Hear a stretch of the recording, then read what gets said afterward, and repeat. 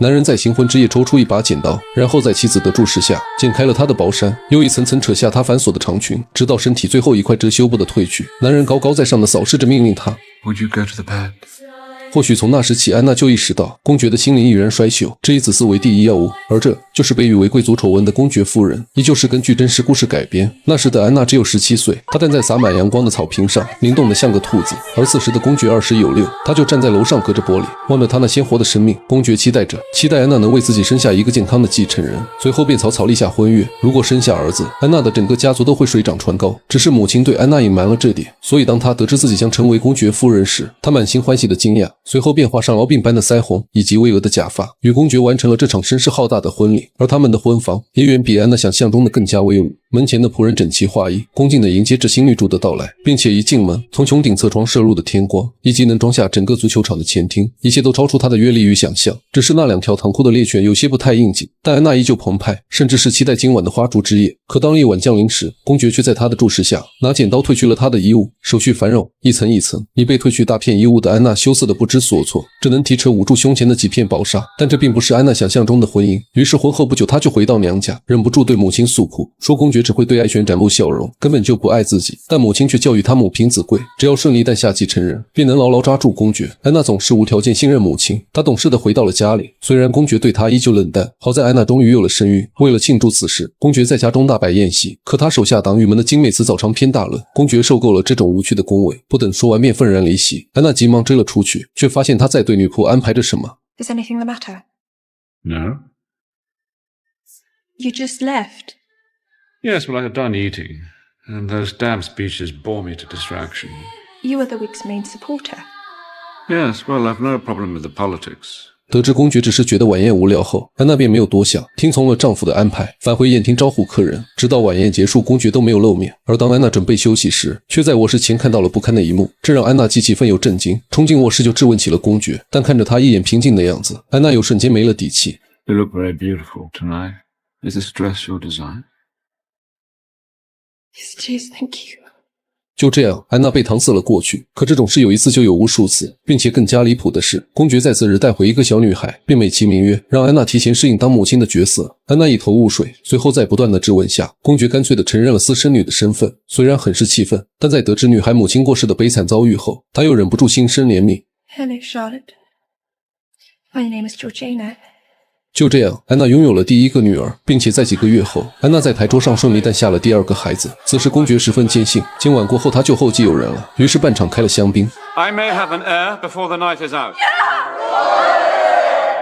然而期望越大，失望也就越大。公爵再获千金，这让他有些恼火，就连前来看望的丈母娘都是爱答不理。 I'm in no mood for a conversation. But pray tell me, is my daughter... Is your daughter at all able to give me a son? Oh, take heart, Your Grace. As long as the mother is in good health, consider this mishap a draft, a promise of what is soon to come. In our family, Yes, I know, in your family. Your Grace. 看到女儿独自一人，母亲有些心疼。她知道公爵只爱男孩，却没想到1个月的时间，他都没来看上一眼。但安娜却不以为然，看着眼前的女儿，她第一次感受到生活的美好。而在往后的6年里，安娜总共生下3胎，但可惜只有1个女儿存活，其中2个男孩都不幸夭折。这也让公爵对安娜更加嫌弃，甚至宁愿跟狗坐同一辆马车，也不愿和他们母女坐在一起。而传闻巴斯镇的泉水可以生下男孩。等公爵赶到这里时，无数追捧者早已在此等候多时，他们都期待着得到公爵夫妇的赏识。而安娜虽然已经生下了2个孩子，但魅力却丝毫不减。无论何时，她都是全场的焦点。全英国唯一不爱她的，只有她的丈夫。因为趁着安娜跳舞的时候，公爵开始沾花惹草。但让安娜从没想到的是，竟然会有女人拒绝公爵的邀约。看着丈夫吃瘪的样子，安娜对他产生了浓厚的兴趣。而经过询问，女人名叫贝斯，拒绝公爵的原因也只是对男人不感兴趣。这个答案明显有些敷衍。可初次见面，安娜也不好深究下去。但没想到隔天，安娜却在散步时再次遇到了贝斯。这次安娜率先坦诚，为了能顺利生下男孩，丈夫要求她每天喝下2杯温泉水，并且要连喝4周。闻言，贝斯感到无比震惊，随后也坦白了自己的遭遇。她脖子上的伤是丈夫打的，并且最难过的是，丈夫带走了她的3个儿子，还将她赶出了家门。听到贝斯的遭遇，安娜顿时心生怜悯，当即决定将贝斯带回家中。可本以为丈夫不会同意，但没想到他竟主动提出了留宿的邀约。 Well, why doesn't she stay with us? For a while, at least.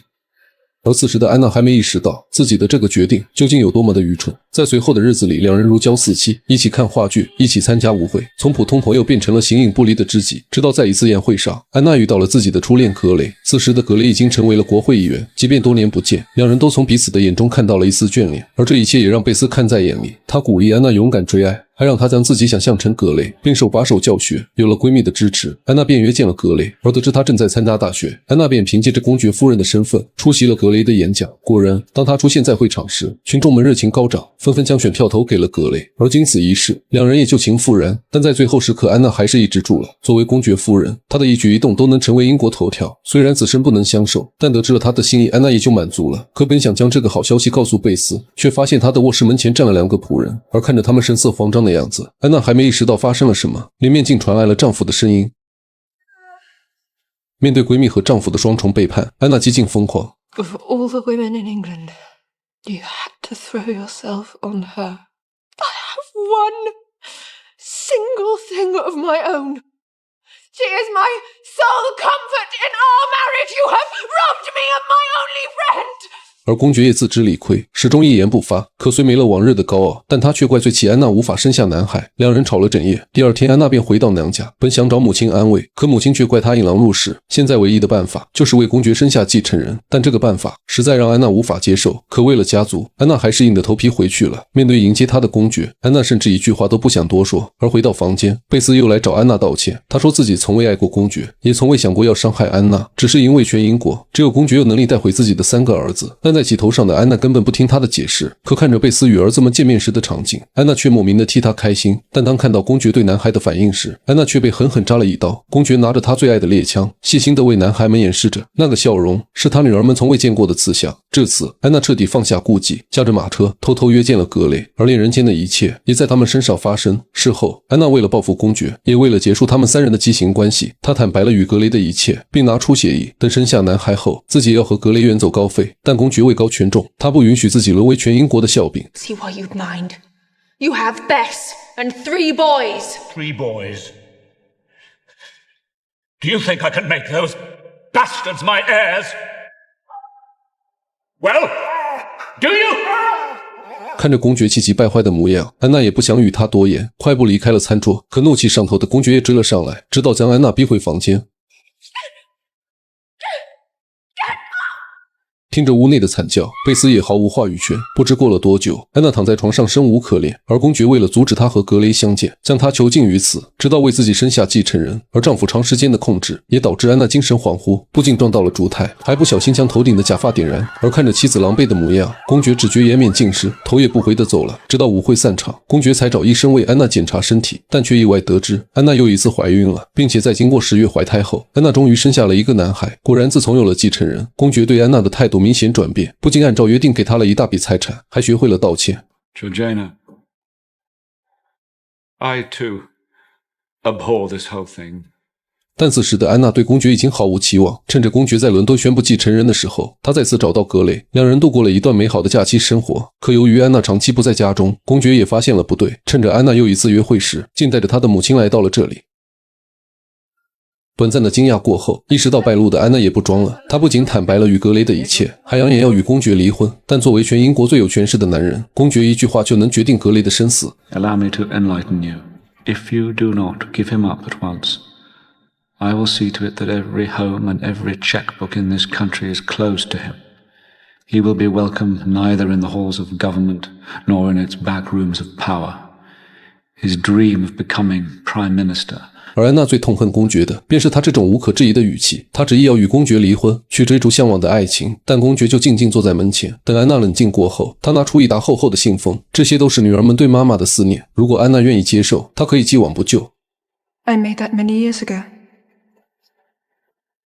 This will be the mistake of your life.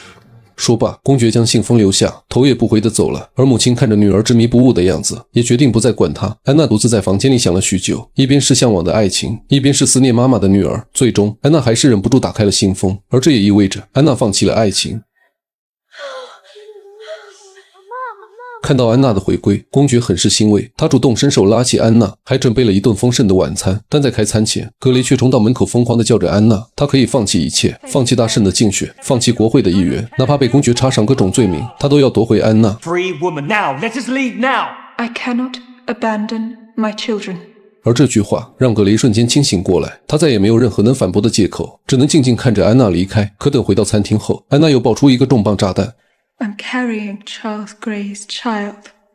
公爵被惊呆了，科目已沉舟。在死寂般的沉默过后，为了不让这桩丑闻流露，公爵让安娜躲回乡下，直到生下这个孩子才能回到这里。说完，公爵便要带着贝斯离开，但没想到一向对公爵言从计听的他，却执意要陪着安娜。见状，公爵也只好作罢，放任两人一起离开。而在贝斯的照顾下，安娜再次生下了一个女儿。可作为名义上的公爵夫人，她无法抚养这个身份不明的孩子，只能在贝斯的陪同下，将女儿转交给了格雷的父母。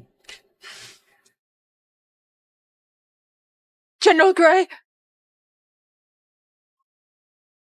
Her name is Eliza. 而看着被带走的女儿，安娜再也无法控制情绪，失声痛哭。就这样，安娜重新回到了伦敦。但此时关于她私生女的风言风语不断。为了堵上悠悠众口，公爵特意准备了一场舞会。而再次回归社交圈，安娜依旧是所有人的焦点。她微笑着跟昔日的朋友打着招呼，可却在转头的瞬间，她竟再次看到格雷。思考片刻后，安娜不顾众人异样的眼光，一步一步地走向格雷。而格雷也没打算逃避，也径直走向了安娜。两人就这样面对面站着。格雷率先开口说自己订婚了，可安娜在表示过恭喜后，便再次沉默。许久过后，格雷说自己多了一个侄女，叫伊莱扎。 Who is very much loved. One day you should come and meet her. In a little while. 安娜微笑着点头，然后扭头离去，一切尽在不言中。故事的最后，乔治、安娜与贝斯和公爵三人一起生活了20多年，直到他离世后，贝斯才嫁给了公爵，成为了新任德文君公爵夫人。而安娜的初恋格雷也在不久后成为了英国的首相。至此，全篇结束。再细致的解说也无法比拟原著。我是小无聊电影，期待与你的每一次相遇。